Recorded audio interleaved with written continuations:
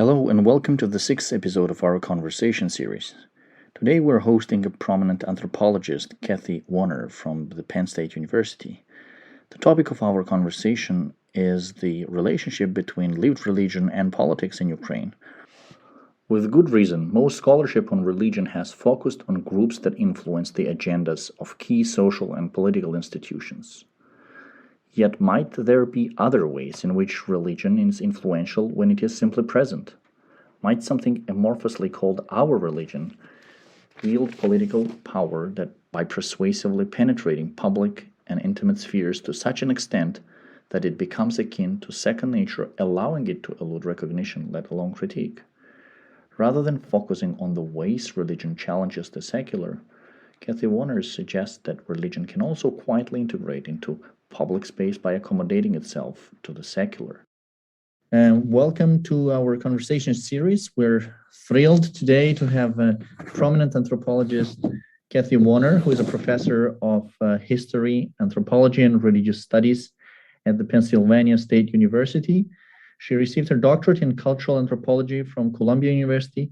Her research employs ethnographic and archival methods and centers broadly on the politics of religion, secularism, and increasingly on human rights in the former Soviet Union. She's particularly interested in how the shifting politics of religion and processes of secularization in the USSR have shaped the social and cultural practices of everyday life in post-Soviet societies. She wrote a number of books, got a lot of awards. I'll just point out a few. For example, Communities of the Converted, Ukrainians and Global Evangelism, published by Cornell University Press in 2007, an analysis of how Soviet-era evangelical religious practices and communities in Ukraine have changed since the collapse of socialism. And this book won numerous awards, and I'm not going to list all of them, but some of them are the William Douglas Best Book Prize in Europeanist Anthropology from American Anthropological Association, and others. Her most recent monograph, which will be the actually topic of today, is a study of the politics of religion and vernacular religious practices in Ukraine, entitled Everyday Religiosity and the Politics of Belonging in Ukraine. We're very thrilled to have Kathy with us, and floor is yours. We will have a format following our usual kind of framework. The discussion will start with Kathy presenting her main argument. I will have a few questions, and then it will open the floor to the audience. So thanks very, very much for finding time, Kathy, and the floor is yours. Thank you. And thank you, Tonika, for this invitation. It's really a pleasure to be here with you. So I've been doing ethnographic research in Ukraine for about 30 years now, which I can hardly believe. But it's a place that has captivated my imagination and my fascination. I find it's a place that inevitably produces all of these kinds of puzzles and surprises. So I thought I would talk about a few of those kinds of paradoxes and counterintuitive dynamics that exist in Ukraine, and to give you a sense as to how I have developed them in this book, which is forthcoming, called Everyday Religiosity and the Politics of Belonging in Ukraine. An abiding interest of mine over the years has been discovering sort of the interior lives of individuals. In other words, what is most important to people? What are those issues, ideas, habits, practices that are beyond compromise? There will be no give, no bend, no any kind of watering down. In a word, you could call them moral convictions. What is most meaningful to an individual? So that's an abiding interest. And I have, for quite some time now, been interested in how politically certain either political actors or regimes can tap into most meaningful aspect of individual lives and turn it into something of a political resource. How I'm interested in examining how, for example, the personal becomes political, and correspondingly then how political goals can become very personal to individuals. So that's been an abiding interest of mine, and I began by looking at nationalism in Ukraine and the very efforts following the fall of the USSR to sort of engage in nation building, as it was called then, in Ukraine. That gave way to interests in identity politics, and then, as Tonika mentioned, studying religious communities. And I've studied a broad cross-section of religious communities, everything from minority religious groups that tended to be very, very repressed during the Soviet period. And correspondingly, I was interested in why someone would join those kinds of groups, given the high cost of participating in them. And from that sort of very marginal position, then I began looking at orthodoxy. And from there, then into this current book that looks at a very large segment of the Ukrainian population that calls themselves just Orthodox or Prosto Pravoslavny. That is to say, there's a 106 TOEFL. That is to say, they which is better than the kid we got last year. Given the expanding religious pluralism in Ukraine, I'm interested in those people who form an alliance, for whom orthodoxy is meaningful, and yet they choose not to offer a pronounced alliance with a particular religious Orthodox denomination within Ukraine, neither with the Ukrainian Orthodox Church that's aligned with the Moscow Patriarchate, or the recently created Orthodox Church of Ukraine, or the Ukrainian Orthodox Church of the Kiev Patriarchate, and so on. For me, there's this approach to the just Orthodox has been animated by a puzzle that I've always found. All of the topics of my research have come from what I've seen or experienced or discovered in the field doing research in Ukraine. In other words, working on one book, always the topic of the second book is born. And in this case, I was really struck at the extent to which religion for so many people seems so important that in fact they don't leave it exclusively to the church. And in pursuing that even further, I came upon tendencies of deinstitutionalizing religious practices. That is to say, taking them beyond consecrated religious places such as churches or cemeteries and the like, and to see how they then begin to enter public space and even public institutions. So that was one puzzle. Why is it that religion is so important that it can't be left to the church? And a second puzzle, we're about to head into the holiday season. And for example, here in the United States, a country that also claims to be have a certain degree of religious pluralism, there's inevitably a great deal of hand-wringing about what kinds of religious symbols can be in public space or can be introduced into public institutions. That is to say, can we have a manger? Is that too religious? Can we have a Christmas tree? Is that too religious? Can we have, if we're having those kinds of religious symbols, do we have to balance them with a menorah, let's say, or with symbols of Kwanzaa, or all kinds of other issues? And this is an enormous subject of public debate. And there's inevitably protests and counter-protests, and it's a very significant moment. And yet, I can't help but notice in a place like Ukraine, one can place something like an iconic figure, an image of a saint in, let's say, a metro station.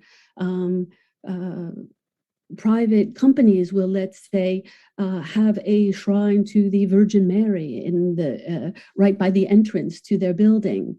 In short, in Ukraine, there seems to be very, very little, if any, pushback to the kind of placement of religious symbols in public space and in public institutions.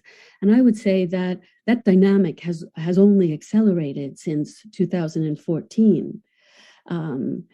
So I couldn't help but wonder why is that possible in a place like Ukraine when that would not be possible in the United States? And one can look to other European countries where that also would not be possible.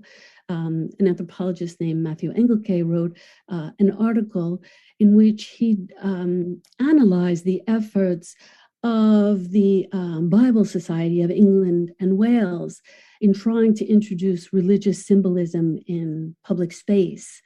And for example, also at Christmas time, they try to hang decorative renditions of angels in public space so as to try to recapture, if you will, the religious aspects or underpinnings of Christmas and take it beyond something that is just simply a commercial bonanza. But their efforts, for example, to hang angels, even abstract angels, were consistently blocked by local officials. And so in the end, what they were allowed to hang in public space were simply such highly abstract figures that very few people understood them to be angels. So in other words, it's not just in the United States, in other parts of Europe, the projection of overt, let alone denominationally anchored religious symbolism is fraught. It's very difficult to do. And yet this is not, I would argue, the case at all in Ukraine. So trying to figure that out was a second puzzle. And thirdly, I think Ukraine in many respects has been misread by a great many scholars. That is to say, I think it presents all kinds of very distinctive paradoxical developments in identity politics that I think really merit our attention. I think it has been misunderstood because, for example, referencing an older historical book at this point by Kate Brown, where she looked at, it was essentially an area that she referred to as Kresy, but she really meant Ukraine. And what she was talking about there was how Ukraine has gone from an ethnic mosaic into the Soviet heartland, which is what she called it. And she titled her book A Biography of No Place. And I think by extension, a great many scholars have taken that too much to heart. That is to say, they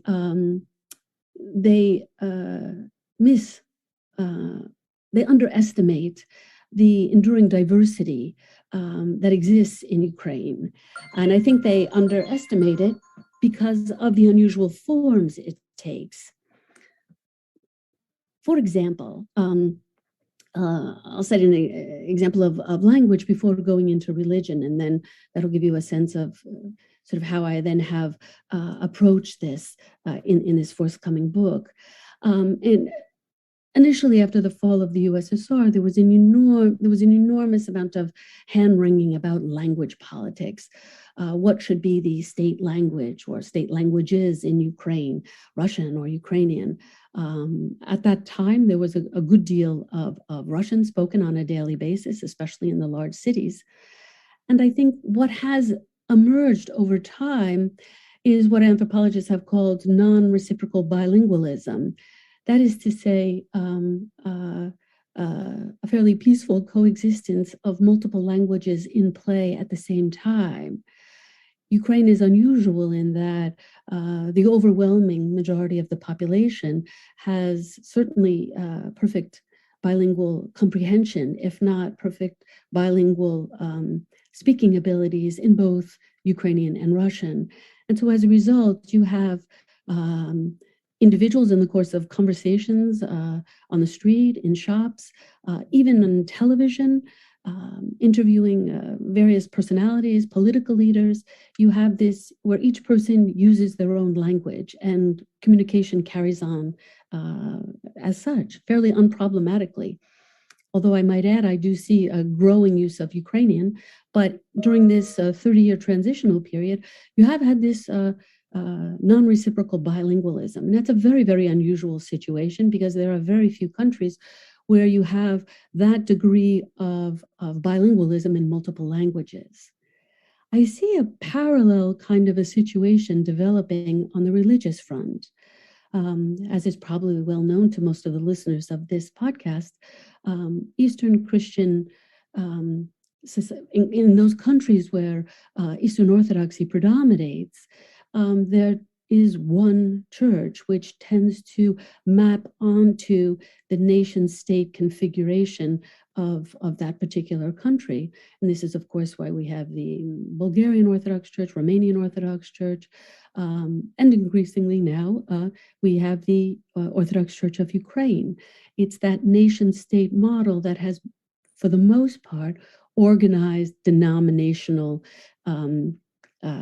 institutional organization within Orthodox societies.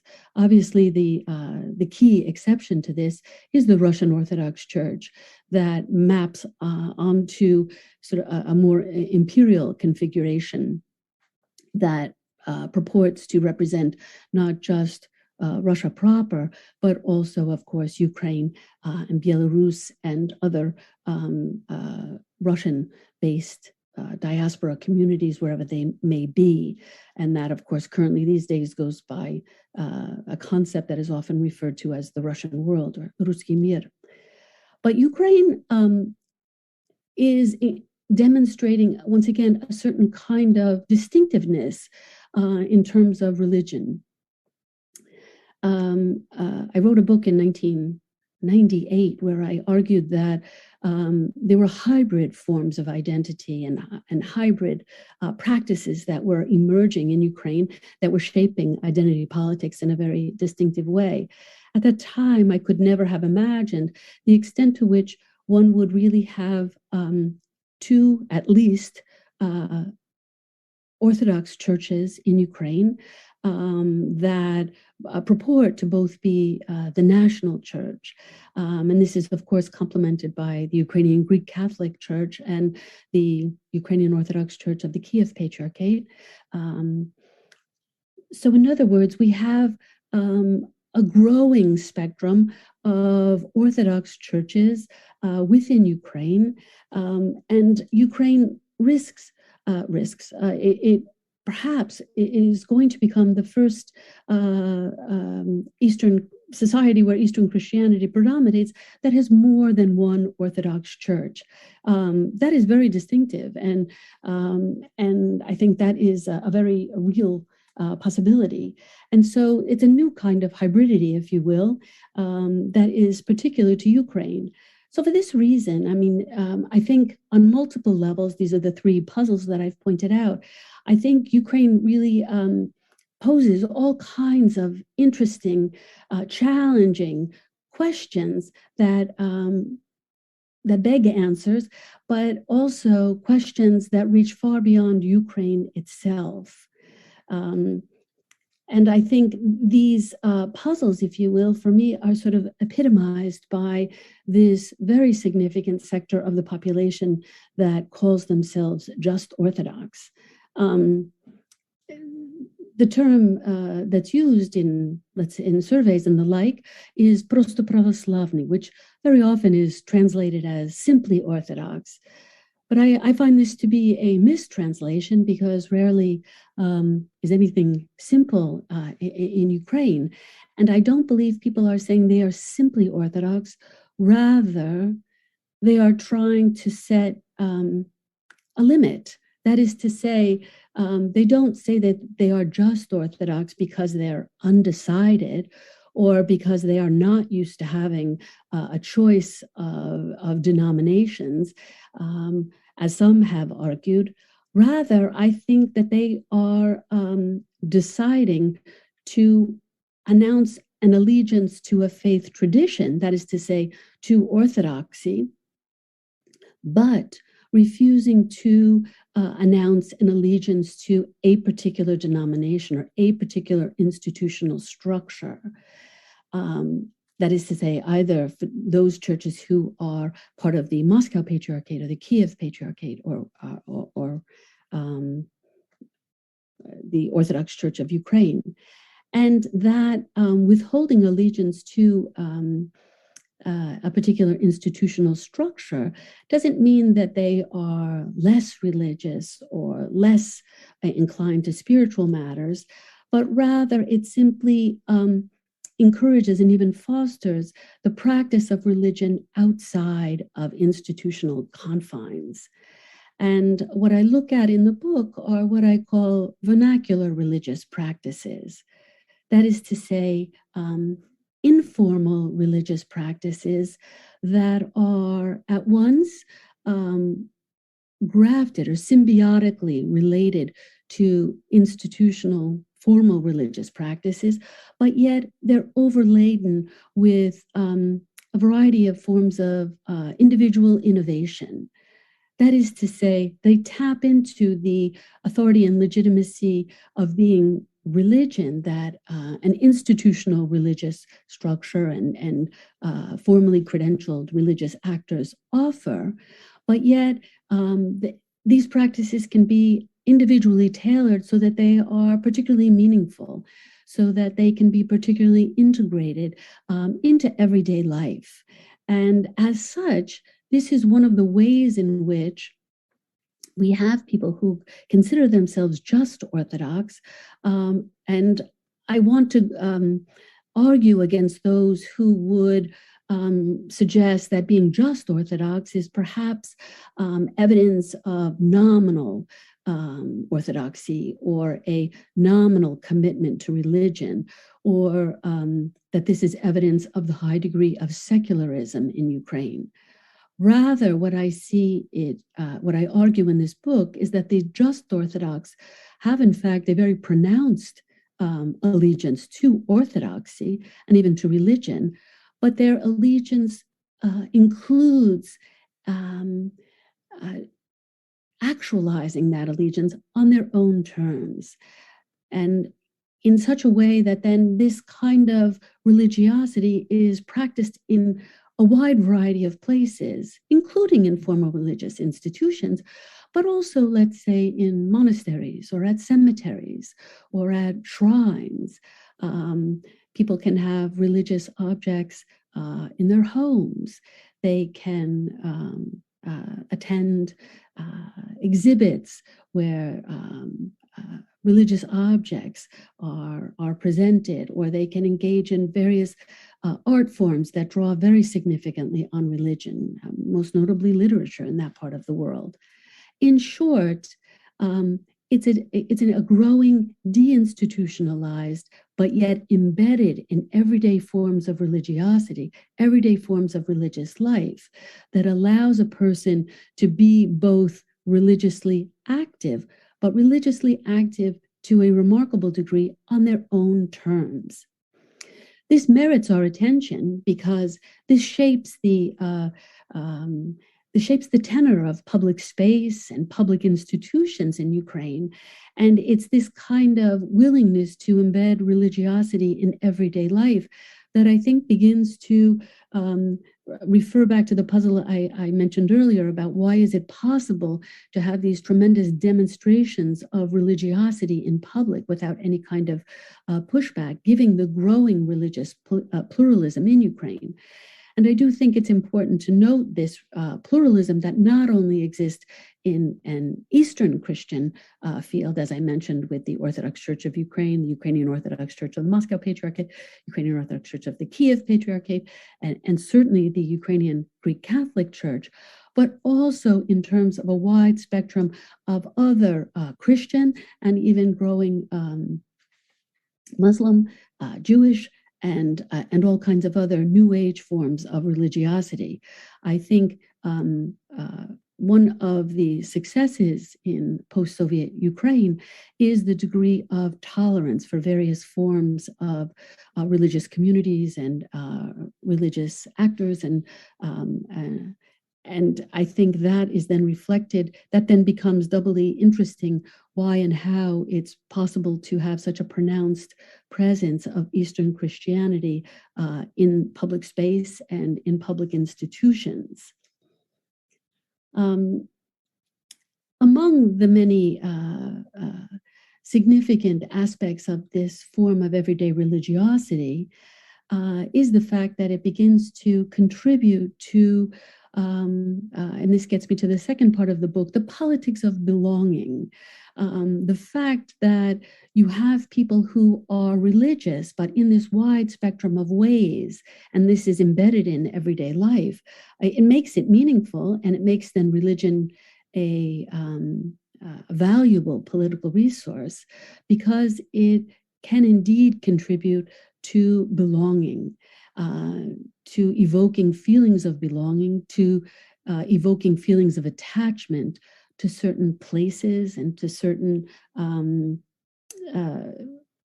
into projecting certain sacred qualities onto those places. And all of this by way of saying that it makes a certain place more meaningful and those people who live in that place more meaningful.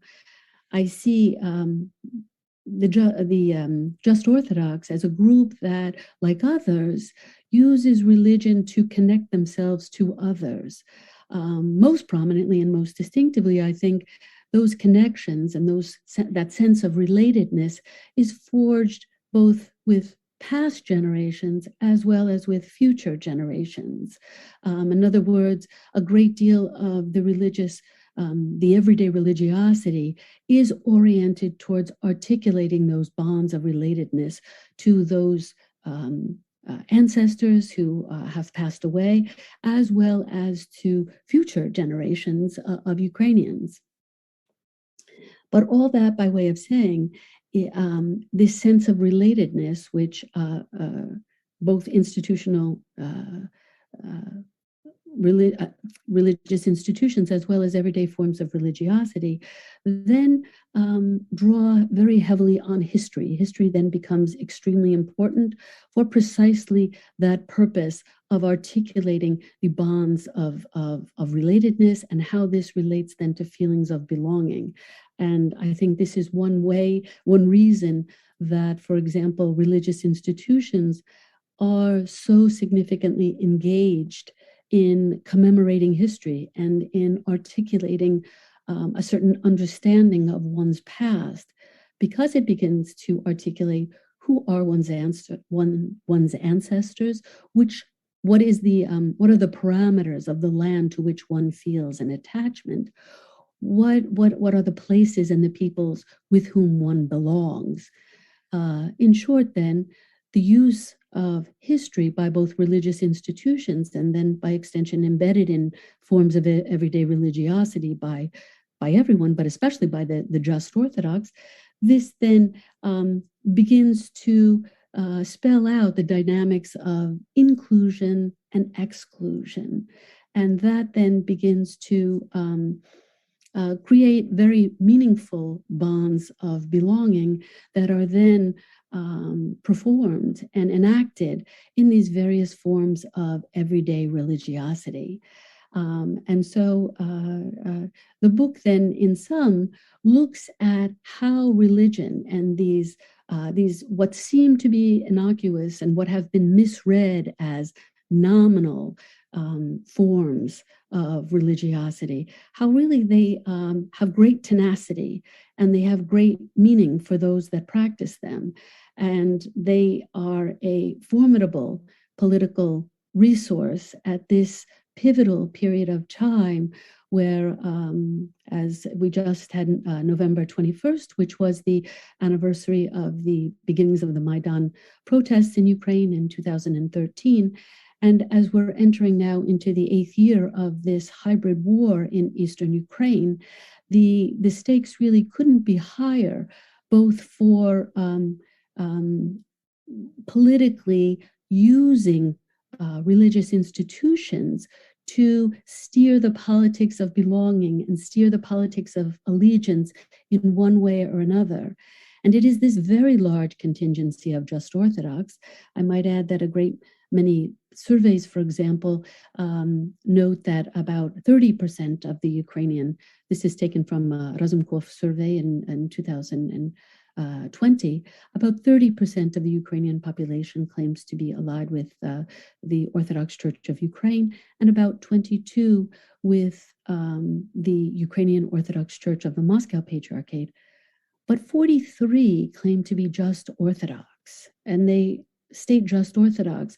There are additional smaller single-digit percentages that claim to be just a believer, just a Christian. But in short, there is a very, very significant group of people who claim to be religious in one form or another, but not in an institutional sense. That they are, if you will, swing voters in this competition for allegiance. They are also, I think, an essentially important group to win over if one attempts to mobilize religion or religiosity specifically for political purposes.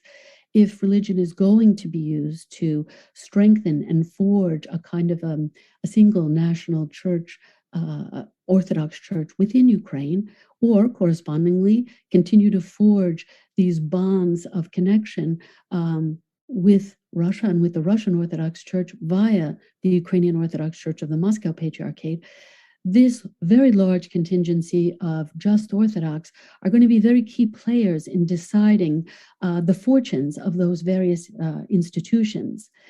And for that reason, I think they merit our attention. They will be a decisive, I believe, force in terms of whether we will have a national church, whether we'll have a state church, whether there will be political theologies that emerge that are effective in shaping politics going forward. And the just Orthodox are going to be really key definers in setting the parameters for this politics of belonging and the extent to which religion can and perhaps will continue to occupy a very prominent place in public space and in public institutions.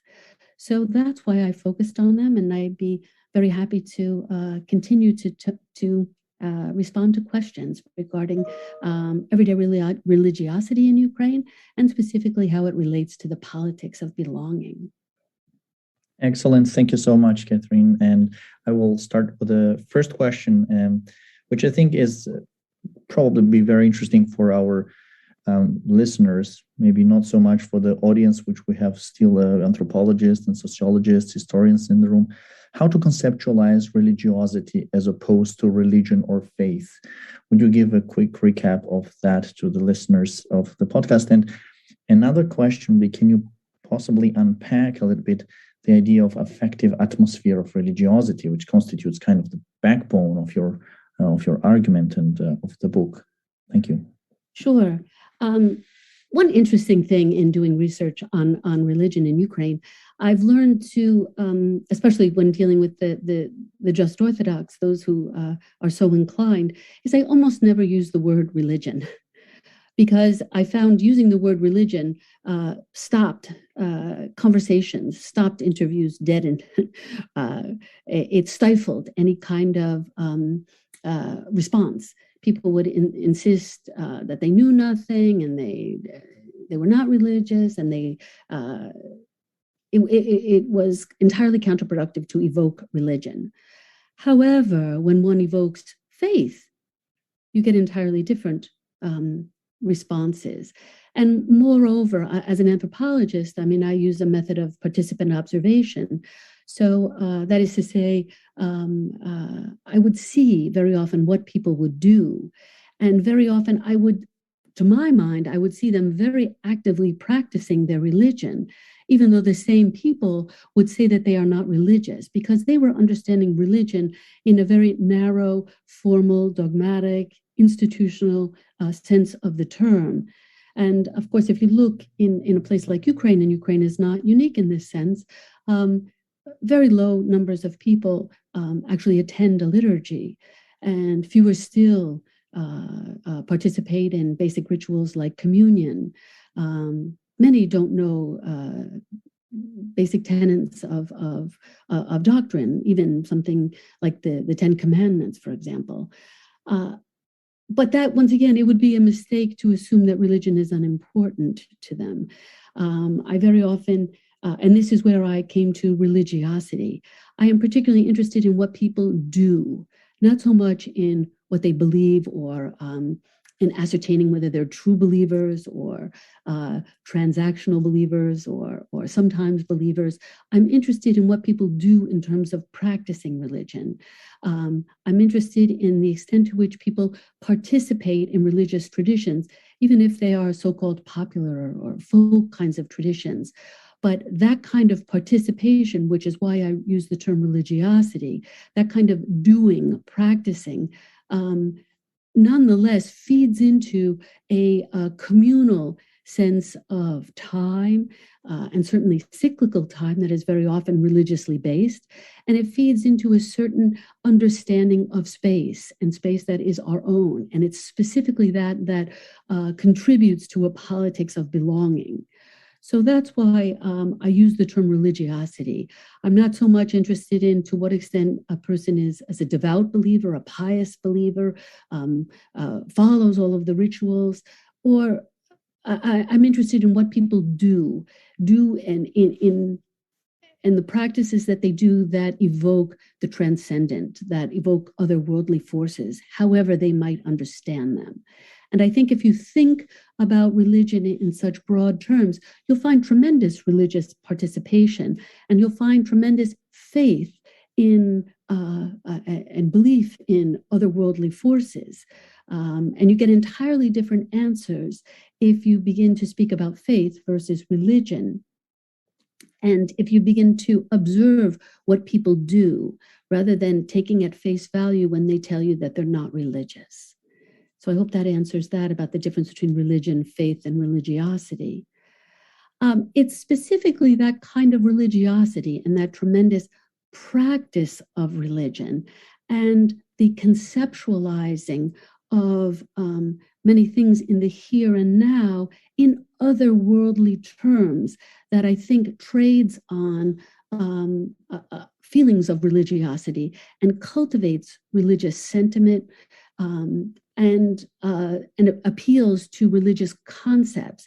It might not be directly in the name of religion, but it trades once again on a sense of the transcendent, a sense of spirituality. And this is why I argue in the book, one of the things that makes this projection of religious symbolism, religious sentiment, and the political use of religious concepts so effective is that there is an atmosphere of religiosity in Ukraine. Perhaps given the spectrum of institutional forms of religion, I call it an effective atmosphere of religiosity because it is very wide and embracing of this, once again, transcendent, otherworldly spiritual realm, as opposed to promotion of a certain denomination. This is, of course, a tactical move within Ukraine, given the various denominations. This is a way of peacefully coexisting and allowing all to participate, if you will, and to find a place in the public sphere and a place in public institutions. But this use of religiosity and this creation of an atmosphere that draws very profoundly on religiosity becomes effective. And by effect, I mean people not only see this kind of symbolism and practices and participate in these kinds of practices, but that leads to not just people seeing things and feeling things, but also certain kinds of behaviors. And so as a result, then, the atmosphere is not banal, it's not neutral. It, in fact, carries a certain effect, but it's an effect that engenders certain actions. And for that reason, it's politically very useful. Sometimes it can be volatile. It doesn't always engender the kind of reaction that is intended, but it's effective in that it sparks action. Thank you very much. I know we have a large audience here, so I will use my last question probably, before opening the floor to the rest of the people in the room. I'm wondering what is the role or influence of the state or organized religion in reinforcement of effective atmosphere of religiosity, if any? Oh, I think there's tremendous. I mean, I think it's directly with the participation of the state and directly with the participation of religious organizations that you have this effective atmosphere of religion. They are very key players in creating it. I would also say it's the growing deinstitutionalization of religious practice among not just Ukrainians. I mean, one can find this in multiple societies, but certainly within Ukraine, that also feeds it. So, and that's why I refer to the symbiotic relationship between everyday religiosity and various state actors and religious actors. They're all active participants in creating this effective atmosphere of religiosity. Going back to my example of the US, I mean, the state has to allow, for example, in certain specific instances, the introduction of religious symbolism or religious actors. And of course, the state is fairly open to this. And similarly, then religious institutions have to endorse that kind of, or perhaps encourage the state to do that in the first place. And they are indeed doing that. In the book, I look at, for example, the growing chaplaincy in Ukraine that started with the development of military chaplains, given the situation on the war, and the fact that on the Maidan, many of the clergy that participated there were called chaplains of the Maidan, that then gave way to military chaplains. But it now has given way to chaplains who work in transportation centers, prisons, hospital settings, and the like. And you have to have individuals then who appeal to those chaplains, or at a bare bones minimum are not against that kind of introduction of chaplains who are not clergy per se. They occupy this kind of one foot in denominational, institutionalized religion and one foot out. And it's against the backdrop of this growing group of just Orthodox.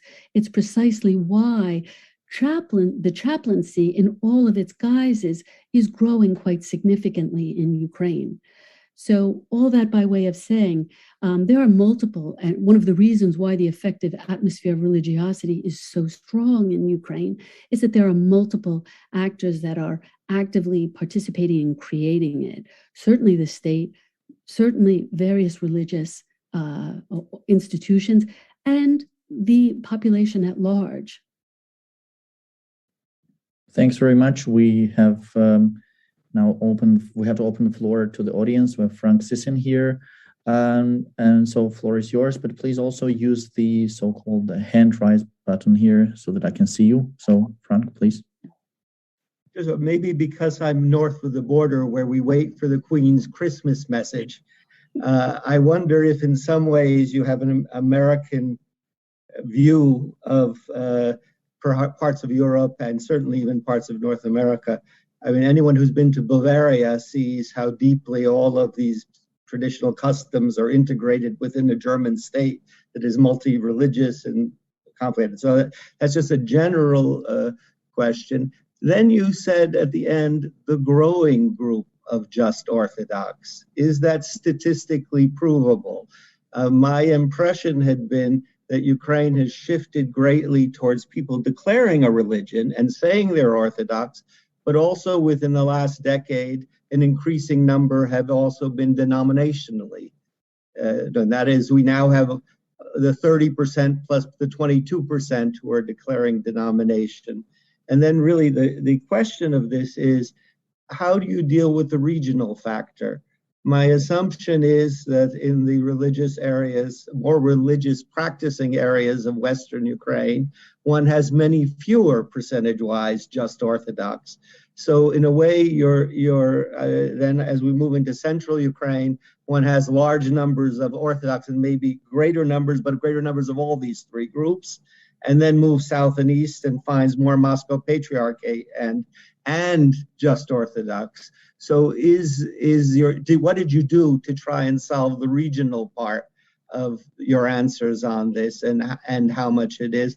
And then I guess the final question would be, so that there would be those who would still argue, and I don't have the statistics on it, that you are dealing still with a group that is probably within the Orthodox community decreasing proportionately, and certainly less important in the making of the religious decisions because of lower levels of practice, although I agree with all of your other comments. Final is, you can't just baptize your child prosta pravoslavny. You have to go to a peep of one kind or another, or a batushka, or a svященник. So what do your just Orthodox do at those points when you need a institutional orthodoxy to be Orthodox? Sorry for so many questions and comments on that. Thanks a lot, Frank. I'm wondering if you want to take a few more questions, Kathy, or shall we respond to Frank's questions first? Well, let me just respond to a couple of them. Frank, I counted 5 or 6 questions in there. I didn't mean to say the just Orthodox is growing, although during certain periods of time you can see that it is growing. It's nationwide. I believe it was at a high of around literally 50% of the population. But going back to so in other words, I mentioned that as of 2020, it was 43, I don't know the exact number, I believe 43.6% of the population.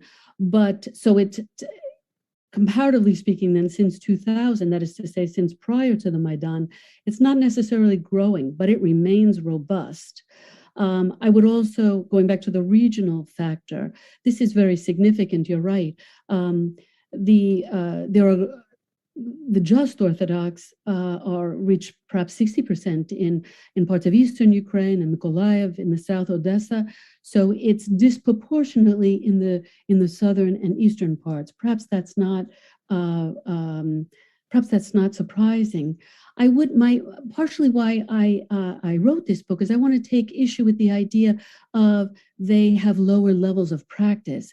They perhaps just have other forms of practice that are not as institutionally anchored as they might be, say, in Western Ukraine, where there is a far greater degree of pronounced allegiance to particular religious institutions, most notably the Greek Catholic Church. But I want to try to flesh out the forms of practice that the just Orthodox engage in, and to suggest that they're perhaps not less meaningful to the just Orthodox than those that perhaps attend a liturgy in other regions of Ukraine. Speaking of rites and religious rituals, you're right that it's at certain life cycle moments, baptisms, and especially funerals. This is the one I focus on the most. One does have to make a choice. But there I find that the criteria is very varied as to what one chooses.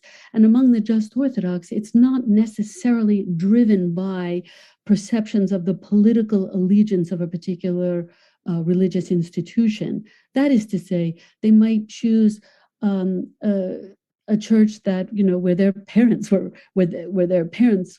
attended, or where their parents had them baptized. They might simply choose a neighborhood church, a church where they like the choir, et cetera, et cetera. These are meaningful reasons, but they perhaps are seen as mundane reasons, but they're not unimportant.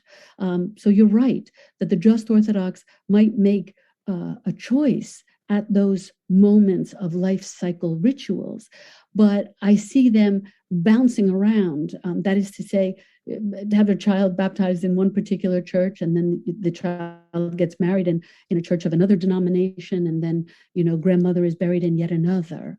So in other words, there's allegiance to participating in those rituals, but secondarily on the denominational level, which is not to say that people don't know which denomination the church is and what the political agenda that is advanced by that particular denomination is. They're entirely aware of it, but that's not always a driving force in selecting a church for, say, a baptism, wedding, or funeral.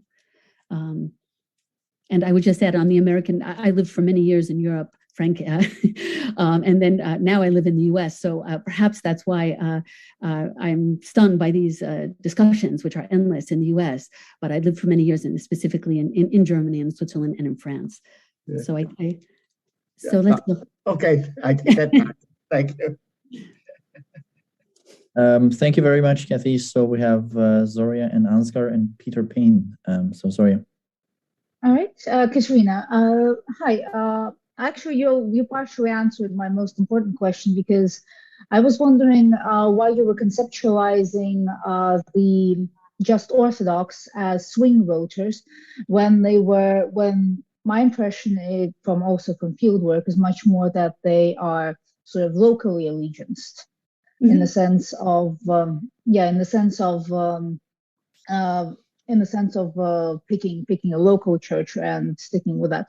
But what you've said actually piqued my interest further, because I'm wondering, like, what proportion of people move around in churches from church to church in your experience, and what proportion sort of have a more lasting attachment to their sort of local communities?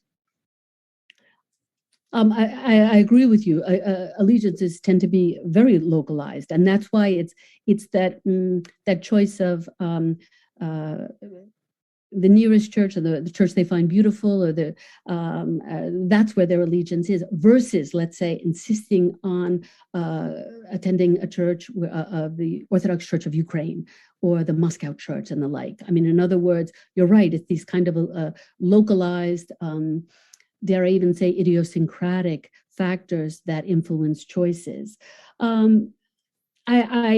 Going forward, I anticipate that there's going to be a growing number of Orthodox Church of Ukraine church buildings emerging. There's, an effort to try to build more and more so that people will have a choice.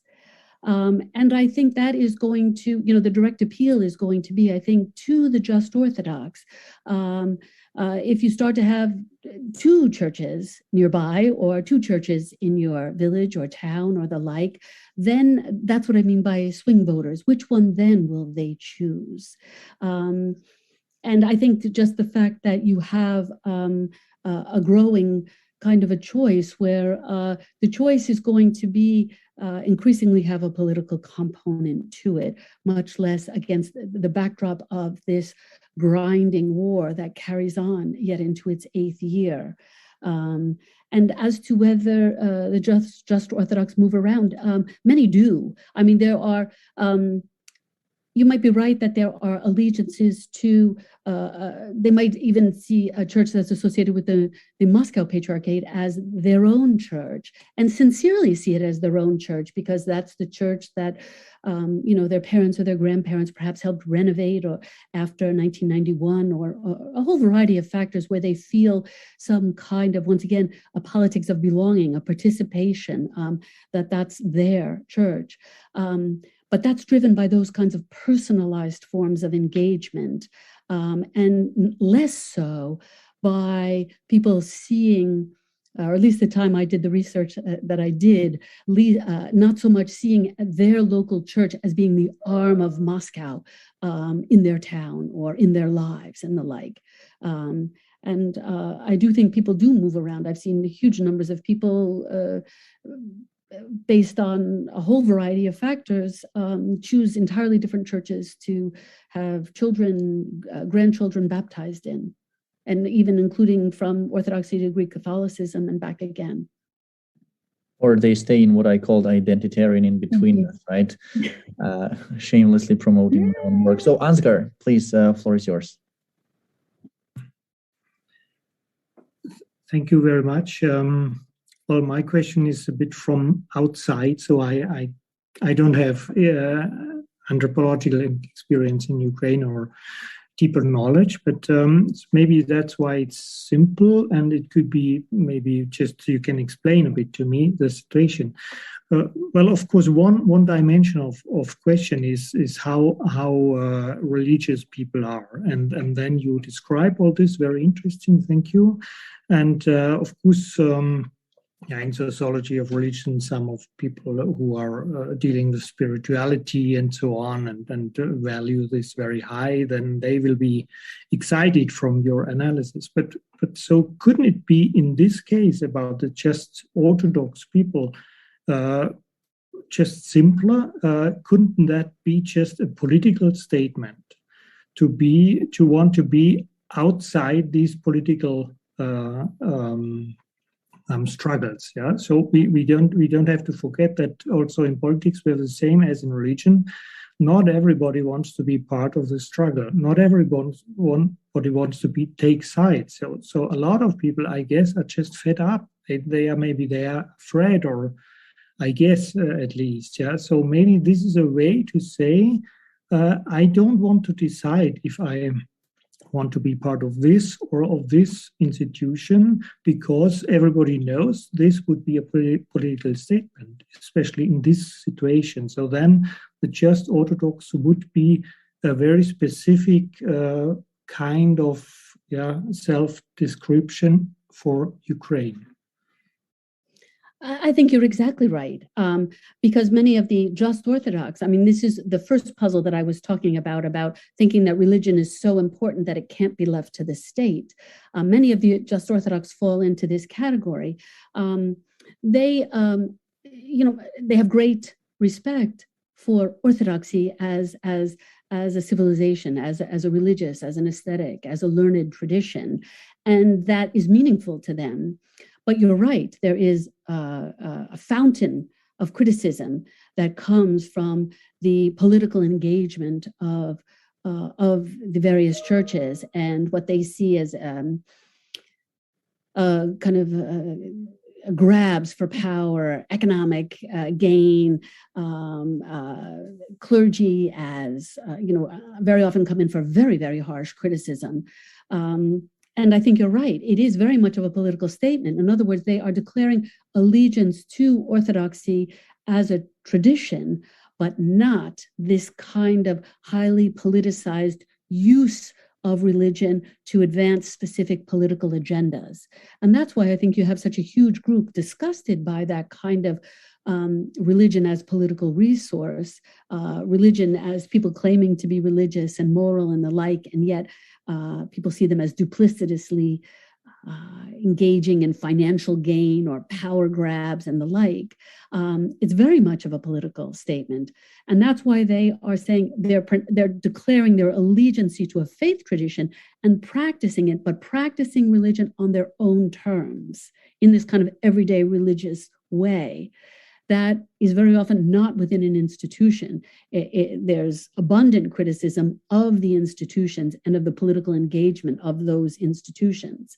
But that very often, given that this distance that they place between themselves and religious institutions, that very often has been read by scholars, even scholars of the region, that religion is unimportant to Ukrainians or to Russians or to many Eastern Europeans, because people don't go.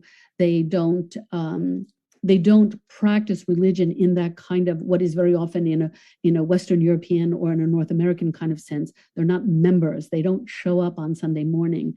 They don't believe in terms of doctrines, tenets, and the like. But that's what I'm going up against, that there are people who believe, but they might believe in, for example, ancestors, spirits, ghosts, the soul, and all kinds of other concepts, not purely in terms of dogma. And they might practice, but it might not be a practice that takes the form of showing up on Sunday morning.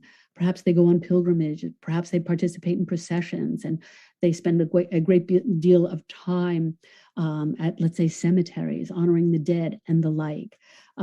So they are religious, but in a somewhat different way. And that's why, and their way of being religious is very much of a formidable political statement. That's why I don't think simply Orthodox is an appropriate translation for Prosto Pravoslavny, because they're not suggesting something is that they're simply Orthodox. Rather, they are setting a limit.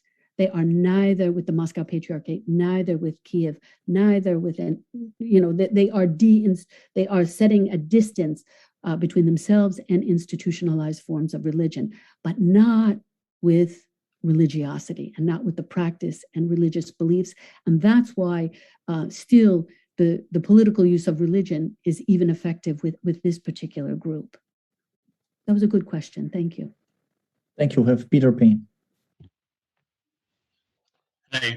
Just thank you very, very much for really insightful talk, and I look forward to reading the text. So I just wanted to ask you, if you would, to tease out the concept of belonging a little bit more, if that's possible. In particular, I'm thinking of there are different types of belonging, right? Do I feel I'm belonging to my nation, my region, even my local parish? And when you're talking about the concept of belonging, are you kind of primarily referring to one of those levels, or is that all of the levels, or how does that work? And then also kind of extending that a little bit, are you interested in using this kind of concept to tease out and understand people's relationships, but in terms of the tensions between the different churches, right? So in terms of the geopolitical issues and how that relates to the tensions, particularly with the Moscow Patriarchate. Thank you. Well, I think the feelings of belonging play out on all the levels you articulated, certainly on the national level, regional, and highly local levels. Of course, I think what is the most interesting these days, given the backdrop of the war and the kind of institutional developments that really went into high gear in late 2018, when the Ecumenical Patriarch said he would grant a tomos, and the Orthodox Church of Ukraine was created. That then, that kind of institutional backdrop really ratcheted up the stakes in terms of creating feelings of belonging on the national level. And that then really accelerated the use of religious institutions, and then by extension, religiosity in whatever form it might take, to try to forge a sense of belonging that is going to be on the national level, or correspondingly, a sense of belonging that is this Eastern Slavic, deep historical roots of orthodoxy that are then epitomized by the Russian Orthodox Church, and by feelings of belonging, let's say, with the Ukrainian Orthodox Church of the Moscow Patriarchate, separate and distinct even from the Russian Orthodox Church. So I think religiosity operates in terms of creating feelings of belonging on all those levels, but the stakes are far greater these days on the national level. And I think that's why we see, for example, such overt appeals to interpreting history on the part of these institutional churches in Ukraine. It's a pronounced effort. Whether one focuses on World War II in terms of, let's say, as the Ukrainian Orthodox Church of the Moscow Patriarchate does, to suggest that the Soviet victory over Nazi fascism was possible because we banded together and we were all together, and this created then a great state and a great nation that achieved a great victory. In broad brushstrokes, that's the narrative that particular church not only articulates, but uses to create rituals and enactments that reaffirm that allow people to not only believe that, feel that, but in fact perform that. And here I'm thinking of the various processions and all kinds of other activities that they sponsor. The Orthodox Church of Ukraine, in a far more incompatible with the Ukrainian state, highlights then attempts during the Second World War to achieve Ukrainian independence, and demonstrating the extent to which this is yet another attempt that Ukrainians have banded together and attempted to create their own sense of peoplehood, their own state, and their own sense of autonomy to write their own ticket politically and otherwise, to create their own destiny. And yet it was crushed again by Soviet forces, Bolsheviks, or in prior reiterations, and the Russian Empire in prior reiterations. And so that creates then a different kind of politics of belonging. In other words, we have always suffered at their hands. And so the inclusion, exclusion, those parameters are articulated in different ways, whether you're talking about the Ukrainian Orthodox Church of the Moscow Patriarchate. The inclusion then is in this Eastern Slavic orthodoxy that embraces traditional values that are separate and distinct, and dare I even say purer than those in Europa, that where gender and sexual identities and all kinds of other things are possible. In other words, there's the moral violation of God's law, et cetera, et cetera. So the parameters of who's included and who's excluded differ there than they do from other churches. But all this by way of saying you have then the proposal of all kinds of cross-cutting forms of belonging that muddy the waters. And I think for some, they're way too muddied, and those stand back, and those become the just Orthodox. But that's not to say that those various religious institutions just allow them to stand back and refuse to choose an allegiance. There are ongoing attempts to bring them into the fold. And going back to Frank's initial question, I think there are pronounced attempts to try to make the just Orthodox or encourage the just Orthodox to choose one side or the other. Thank you, Kathy. We have Kathy Van.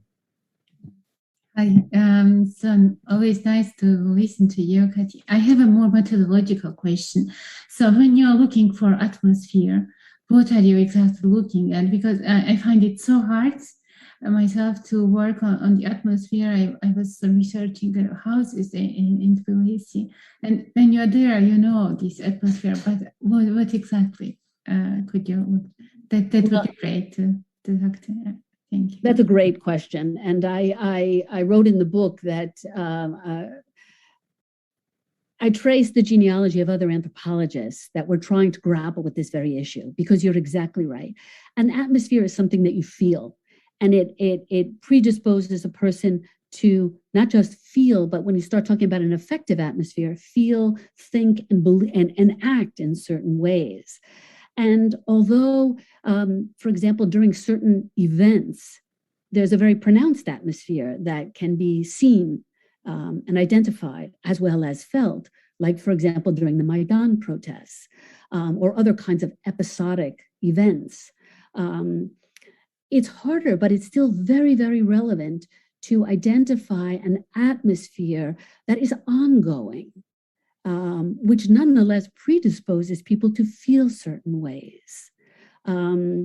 Just to give an example, I'm always again sort of surprised at the relevance and the heartfelt importance of death and loss.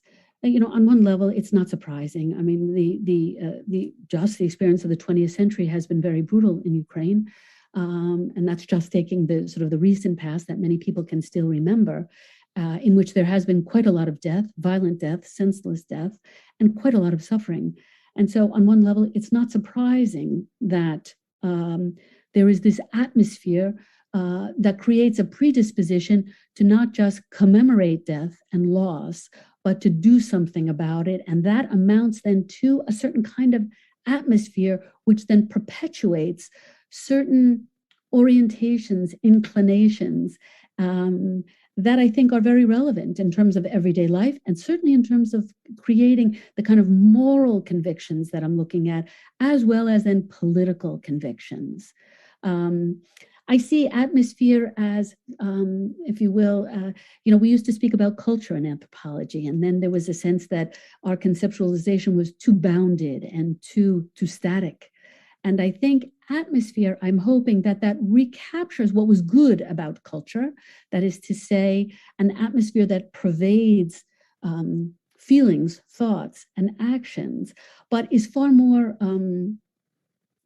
I was going to say fluid, but that's perhaps mixing metaphors, ever-changing, malleable. But it is something that one feels. And as a result, and especially when it's on the everyday level, you can feel it, but it's that much harder to describe. And it's that much harder for to animate for someone else. But I think for people who live in it, it's very omnipresent and very, very powerful. And maybe building on Katie Gurchain's question, I was wondering what is non-affective atmosphere of religiosity? Is there a religiosity in any sense, in any form or any extent, somewhat in non-affectual kind of constellation, if any? Yes, I mean, I think you can create an atmosphere that is banal, is one way other anthropologists have characterized an atmosphere, or is it at best neutral? It doesn't, the feelings that it prompts might not necessarily be the kind of feelings that provoke action. The feelings might be less intense. The feelings could be of a calming or a passive kind of a nature, inspire curiosity, but not necessarily inspire the kinds of emotions that trigger action.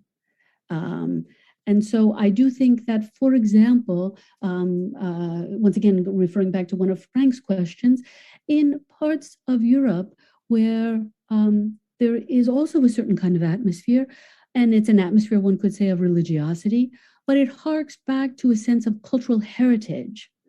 In other words, it harks back to a sense of the past and what has happened in the past, which contributes to a sense of identity in the present, but it is nonetheless contained, if you will, in a sense of cultural heritage, which is very different, I think, than the kind of atmosphere in a place like Ukraine, where there's certainly a component of cultural heritage as well, but it's a cultural heritage that propels forward, that is nonetheless still very forward-facing. And it draws on the past so as to help define the future. Arguably, one could say, the same thing happens in Europe, where a sense of a cultural heritage to try to position Europe as a Christian area, and justification, for example, one looks at now the Belarusian-Polish border, where you have all kinds of Muslim refugees attempting to come into Europe, and one of the reasons why then this, once again, the politics of belonging, it becomes a politics of exclusion, so as to include, if you will, and reaffirm the Christian cultural heritage of Europe. And that, once again, that has a present and even a future component. But I see the dynamic as being far more intense in Ukraine, that it's, of course, harks back to a certain cultural heritage, but it has a propulsion forward to a far greater degree. And so that's why I would never describe the atmosphere of religiosity in Ukraine as being banal, neutral, the background. It's genuinely meaningful. Thank you, Kathy. We have Frank Sisson and Andriy Kravchuk. So Frank, go ahead. Okay, and quickly, we've discussed so far political choice and church, but not the different forms of orthodoxy that are being offered to these just Orthodox. That is, the Orthodox Church of Ukraine, to a degree, has the, in quotes, reform movement of orthodoxy of the 20th century. Some of it is politically related, such as use of language, you can argue is also a political issue. Some of it is merely how should a woman dress when she enters a church. There's a marked difference in what's permitted in the Moscow Patriarchate and what the Orthodox Church of Ukraine. And on an intellectual level, there are the traditions of the Ukrainian autocephalous Orthodox Church and the Reform movement in one church and not in the other. To what degree do these also play a role? So it's not just, I think, a political divide and choice, but also a choice of where you're going in Orthodoxy play any role in your surveys and what you've been able to gather? I think one of the reasons why you have this group of Just Orthodox is they would like to decide for themselves how they dress, for example, and not be obliged to take a scarf and wrap that around themselves with the pretense that they're wearing a long skirt, for example.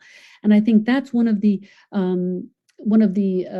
factors that drives, if you will, the deinstitutionalization of religious practice and shifts it to, let's say, cemeteries or to various kinds of processions or pilgrimages and the like, where in many instances, you're right, one encounters those institutional prescriptions, be it on language use or dress, especially for women, that comes in very strongly.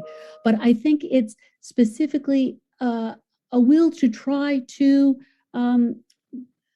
be the authors of their own forms of religious practice that encourages people to become just Orthodox and engage in these kinds of everyday forms of religiosity. A person who, let's say, will go to church so as to light a candle and perhaps say prayers and the like, various acts of devotion, but they do it on their own terms, on their own time, versus, let's say, attending a liturgy. I think this is what characterizes the Just Orthodox. They wish to be authors of their own religiosity. Having said that, they would like it to be effective and recognized as religion. They would like it to be authentic. And so as a result, then they are then obliged to draw on institutional forms of religion and to at least acknowledge or accommodate, whether you're talking about language or whether you're talking about various forms of dress, they have to accommodate that, and they do. But I think it's wanting to escape from those kinds of prescriptions that fuels the kinds of everyday religiosity that I'm seeing. Thank you very much. We have Andre, and with that, probably we will have space for one more, maybe two more questions. So Olena Panich is here, and maybe Katerina, if she wants to ask again, but now floor is to Andre. Thank you. Thank you, Kathy, for a wonderful presentation. I look forward to the book. I guess most of the questions have been about the Just Orthodox, and I think your comprehensive answers have really covered probably everything. I'm not really sure my questions have anything new, although I do come into it from a different angle. You referred to the surveys that brought this category to light, and another finding of post-Maidan surveys was that public trust for institutional churches, along with the volunteer movement that emerged, was much higher than for state or government institutions. So I'm wondering, that's what I was beginning to wonder, with how to square that with the process that you have described of deinstitutionalization or distancing from the institutional churches. And I guess I'm also wondering about the Just Orthodox as a category. To what extent is that a matter of hybridity on the one hand, or is it more a matter of diversity? How many people are actually, as mentioned before by many others, are ambivalent about the institution that they may attend on a given Sunday, but still recognize the importance of an institutional framework. So denominationally indifferent, but institutionally kind of recognizing that the operation of this orthodoxy in whether it's more Ukrainian, more Russian, or what have you, or hybrid, is still a framework that is recognizable first and foremost as an institutional reality. And I didn't realize there were so many aspects of this question, but anyway, apart from just Orthodox, in the way that you have described it, within that broad category, is there no room for a secularized Orthodox conception or a nominal Orthodox conception? I think one would expect that there would be a diversity of expressions of that just Orthodox identity. Anyway, I'll stop it there. Well, that's a lot of interesting questions. I think in some ways I can combine them. I think to take the last one first, I do think this just Orthodox category is very broad and very elastic, and it does include those that you called secular Orthodox or nominal Orthodox. I mean, in other words, it's precisely its flexibility and elasticity that is going to allow people to consider themselves Orthodox, and as you said, to be denominationally indifferent, but yet I would say committed nonetheless to orthodoxy perhaps as cultural heritage, as civilization, as a faith tradition. People define what it is specifically that they key into differently, and it might be all of the above or something, yet another factor. The interesting thing about the just Orthodox is that they ally themselves with orthodoxy. So there is a commitment of sorts to something. Once again, whether it's cultural heritage, faith tradition, or the like, but they are denominationally indifferent. And if you think that on one level, orthodoxy in other Eastern European countries is predicated on the fact that one belongs to all churches.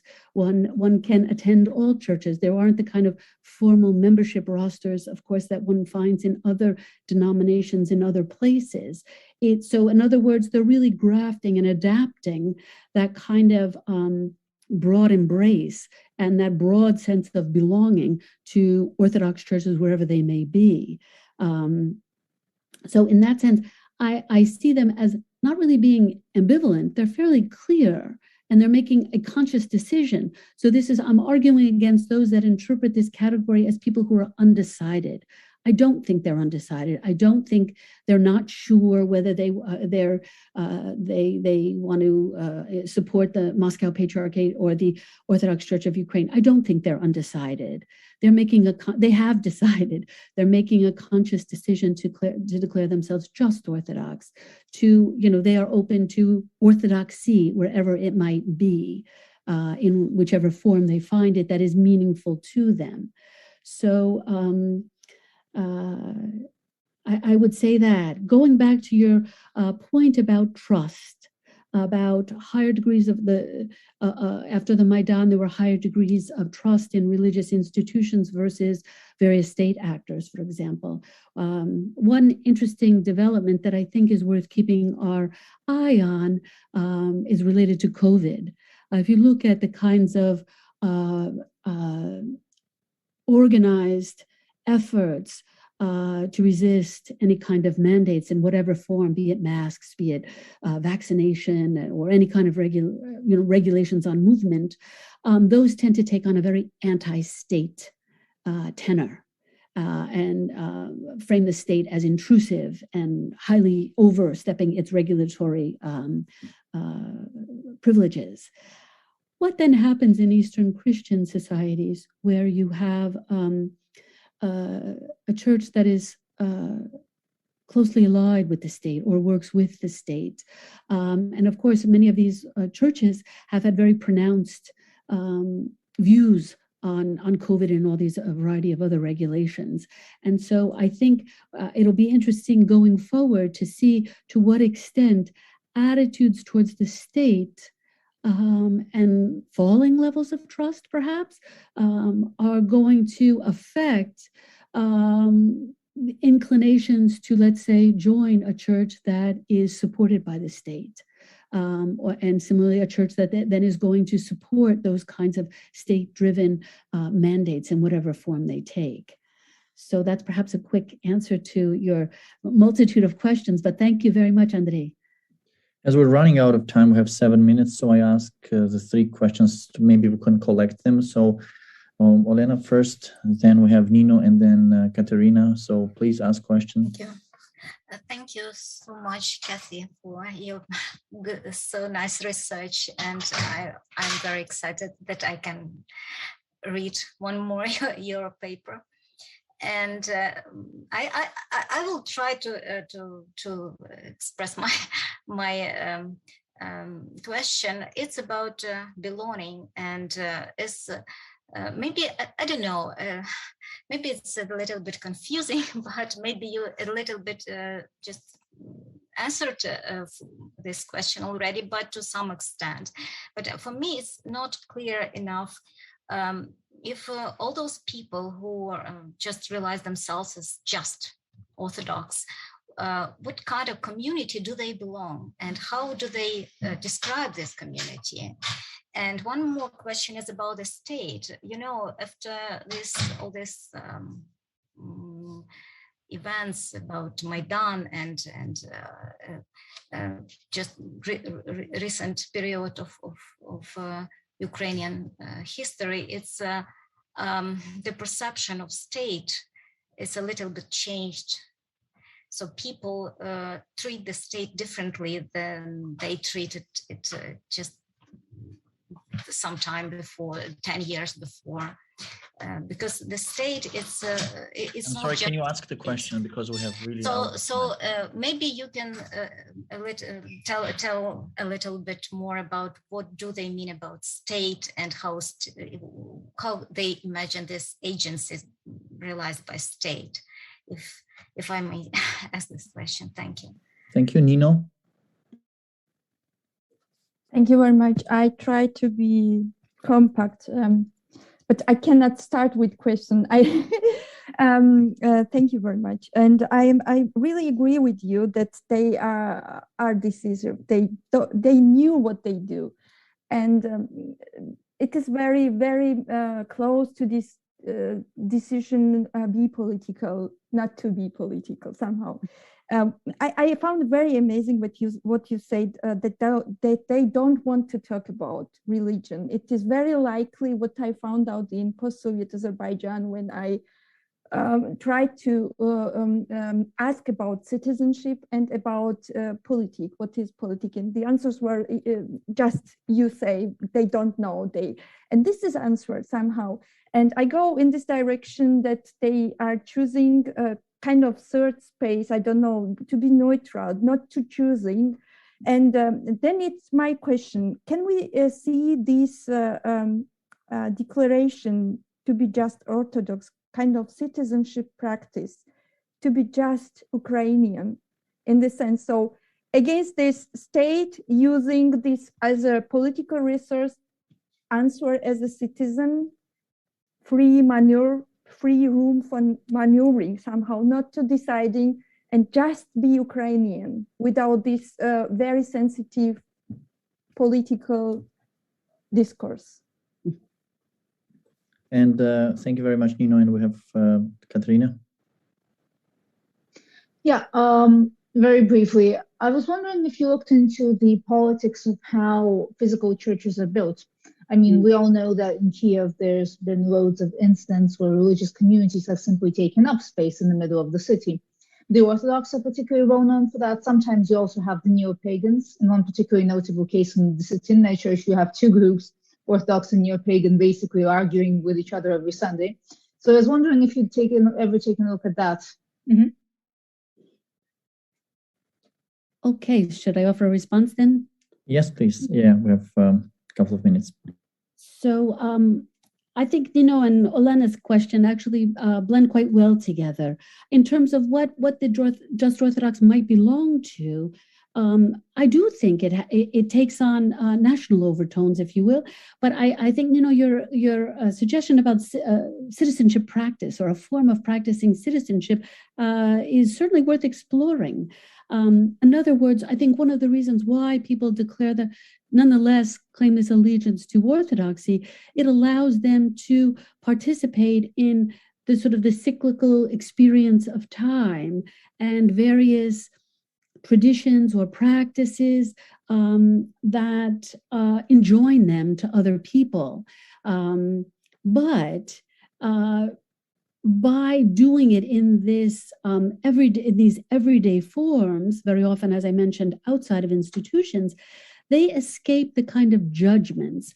Going back to what Frank mentioned earlier about, for women not being dressed appropriately, if you are, for example, let's say at a cemetery or at a sacred spring or the like, you're less likely to be judged or condemned or to be found that you're doing something wrong and incorrectly, or your beliefs are wrong.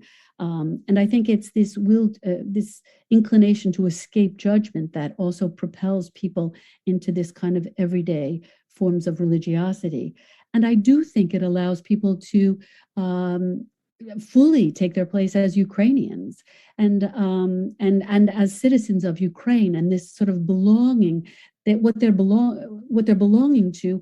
And I really think even some people who belong to or who claim an allegiance to the Ukrainian Orthodox Church of the Moscow Patriarchate maintain that that's fully compatible with being a Ukrainian citizen, that